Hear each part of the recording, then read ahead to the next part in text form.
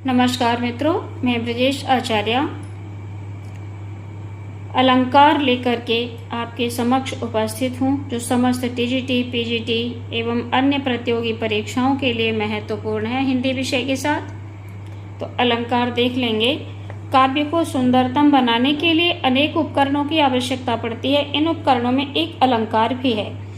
मानव शरीर को अलंकृत करने के लिए वस्त्राभूषण आवश्यक है। कविता को सजाने के लिए अलंकार आवश्यक हैं। आचार्य दंडी ने अपनी परिभाषा देते हुए कहा, काव्य शोभाकरान धर्मान अलंकारान प्रचक्षते। भामह ने कहा, नकांतमपि निभूषणम विभाति वनिता मुखम। भामह तो अलंकार शास्त्र के प्रवर्तक हैं, अलंकार संप्रदाय के प्रवर्तक माने जाते हैं। तो भामह ने लिख दिया, नकांतमपि निभूषणम विभाति वनिता मुखम। ब्लेयर ने कहा, कल्पना या भावावेश से भाषा अलंकृत होती है। केशव दास जी वहीं अपनी परिभाषा देते हुए कहते हैं, जदपि सुजात सुलक्षणी सुरन सुबरन सरस सुव्रत भूषण बिन न राजय कविता बनिता मित्र। तो कविता और बनिता माने स्त्री, मित्र माने मित्र, ये भले ही कितनी सुंदर जाति के हों, सुंदर लक्षणों वाले हों, सुंदर वर्ण से युक्त हों, सरस हों और सुंदर वृत्त माने छंद हों, परंतु जब तक अलंकृत नहीं होते तब तक ये तीनों चीजें शोभा नहीं देती हैं। आचार्य रामचंद्र शुक्ल भावों का उत्कर्ष दिखाने और वस्तुओं के रूप, गुण और क्रिया का अधिक तीव्र अनुभव कराने में कभी कभी सहायक होने वाली युक्ति अलंकार है, ऐसा मानते हैं। पंत कहते हैं, अलंकार केवल वाणी की सजावट के लिए नहीं। पंत ऐसा कहते हैं कि अलंकार केवल वाणी की सजावट के लिए नहीं, वे भाव की अभिव्यक्ति के विशेष द्वार हैं, ऐसा पंत जी ने कहा है अलंकार के विषय में। अलंकार के दो भेद होते हैं। वैसे तो शब्दालंकार, अर्थालंकार दो ही भेद अधिक प्रचलित हैं, परंतु उभयालंकार भी होता है। तो इस प्रकार से शब्दों इनके अलंकारों के तीन भेद होते हैं, शब्दालंकार, अर्थालंकार और उभयालंकार।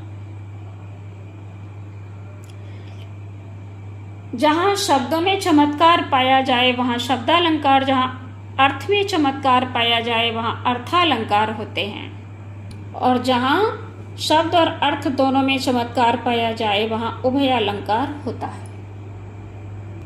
तो आज हम शब्दालंकार का ही अध्ययन करेंगे।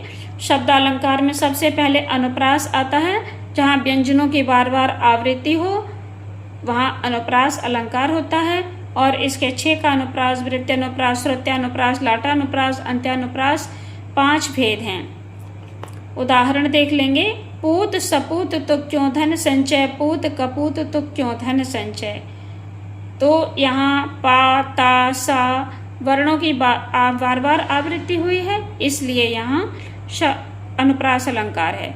यमक अलंकार, एक से अधिक बार शब्द विभिन्न अर्थों में प्रयुक्त हो और जोड़े से आए तो वहाँ यमक अलंकार होता है।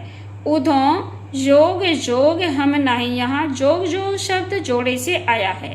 एक जोग का शब्द है योग साधना और एक जोग का शब्द है योग्य। गोपियाँ उद्धव जी से कह रही हैं कि हे उधों, हम आपकी योग साधना के योग्य नहीं हैं। और कनक कनकते सौगुनी मादकता अधिकाय, या खाए बोराए जगवा पाए बोराए, ये तो लोक प्रचलित उदाहरण है यमक का। श्लेष को देख लेंगे। एक बार शब्द प्रयोग से अनेकार्थ की व्यंजना होती है।